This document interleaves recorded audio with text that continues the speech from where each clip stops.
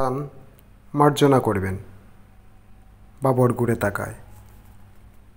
হুমায়ুনের জ্যোতিষীর ছোটোখাটো অবয়ব, পরনে মরিচা রঙের আলকাল্লা, যা তার আকৃতির তুলনায় বড় দেখায়, তার পাশে দাঁড়িয়ে রয়েছে। বাবর মুখের উপর থেকে ভেজা চুল সরিয়ে দেয়। কি বলতে চাও? সুলতান, আমি গ্রহ নক্ষত্রের অবস্থান পর্যালোচনা করছিলাম। আমার প্রভুর ভাগ্যে বিধাতা কী লিখেছেন বোঝার জন্য। আমি আপনাকে একটা কথা বলতে চাই। আপনার ছেলের জীবন এখন আপনার হাতে।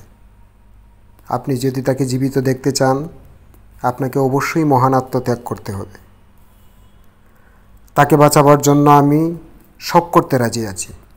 বাবর জ্যোতিষীর কথা ভালোভাবে না বুঝেই তার কবজি চেপে ধরে।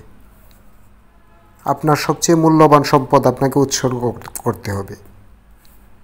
সেটা কি? কি সেটা? সুলতান, সেটা কেবল আপনিই জানেন। বাবর ঘুরে দাঁড়ায় এবং মাতালের মতো টলতে টলতে দুর্গের মসজিদের দিকে এগিয়ে যায়। মিহরাবের খোদাই করে কারুকাজ করা কুলঙ্গির সামনের পাথরের মেঝেতে সে নামাজ পড়তে শুরু করে। চোখ বন্ধ, নিজের সমস্ত একাগ্রতা একত্রিত করে সে আল্লাহ তাআলাকে প্রতিশ্রুতি দেয়, আমার আত্মত্যাগ স্বীকার করো, আমার সন্তানের কষ্টের বোঝা আমাকে বহন করতে দাও। সে না, আমাকে মৃত্যুবরণ করতে দাও, আমার জীবন কবুল করো।